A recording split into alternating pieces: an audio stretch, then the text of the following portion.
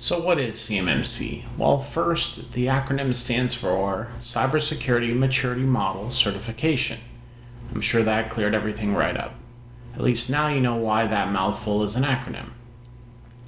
CMMC is the new and improved DFARS, or Defense Federal Acquisition Regulation Supplement, specifically Clause 252.204/7012, which covers the safeguarding of covered defense information and cyber incident reporting. That's just a fancy way of saying protecting the government's important yet not classified information, meaning that if you are part of the Defense Department's, the DoD's supply chain, that is, a DoD contractor, you have by accepting said contract agreed to comply with the terms of the contract, such as the aforementioned DoD clause. Otherwise, you could be considered in breach of that contract. Now, all that might sound scary, but it's a little bit more complicated than that. Bear with me as we unpack that last part. It'll all make sense soon. As of the recording of this video, September 2020, CMMC has not yet been incorporated into law, that is to say, into the DFARS regulations yet. So let's start by talking about how things are today. That should help make it easier to understand the why, when, and what of CMMC. You may be asking yourself, Rick, what do you mean by CMMC is not yet part of DFARS? Well, simply put, the rule change has not gone through yet, though that process will begin in October 2020. In short, that means DoD agencies cannot legally add a CMMC maturity level requirement to an RFP until the rule change is complete. Once that rule change is complete, we will start to see RFPs being published with a CMMC maturity level requirement. Don't worry if you don't know what a CMMC maturity level is. I'll explain that a bit later on. The point is that once an RFP has a CMMC maturity level requirement, while you can bid on it, if your organization is not in the database of certified contractors at the appropriate maturity level or higher, you cannot be awarded the contract. Now let's circle back to that scary comment about being in breach. You may be asking yourself some of the following. If this is such a big deal, how come I've not heard about it? How come I was awarded DoD contracts in the past without any mention of DFARS compliance? How does someone even comply with DFARS 252.204/7012 anyway? And who's responsible for verifying and enforcing this compliance? These are all good questions, and we've heard them frequently from our clients. So let's start with the first one.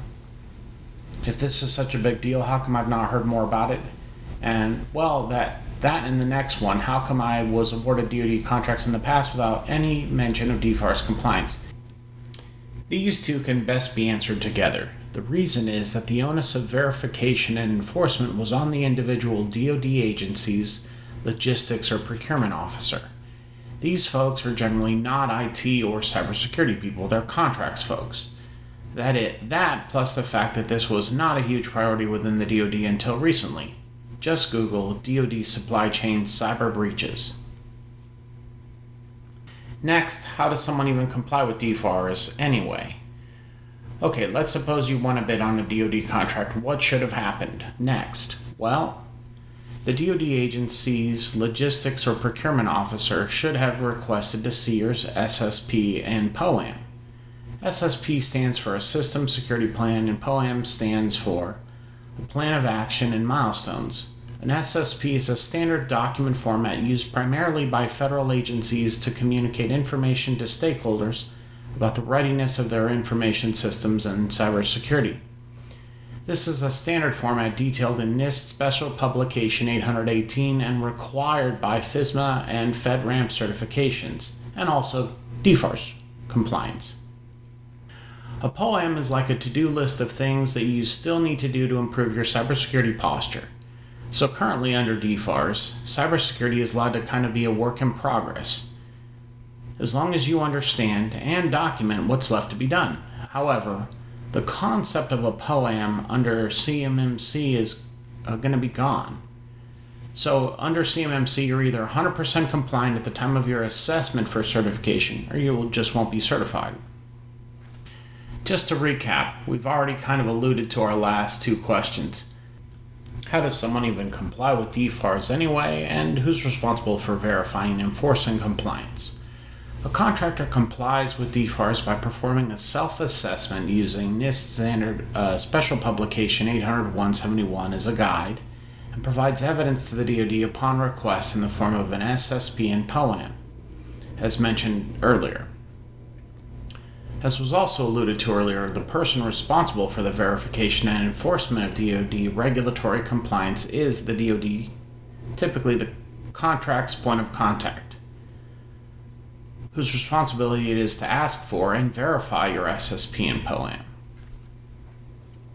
So to review what we've covered so far, a really high level of what CMMC is, more details to come, what DFARS is, how to comply, and why no one complies.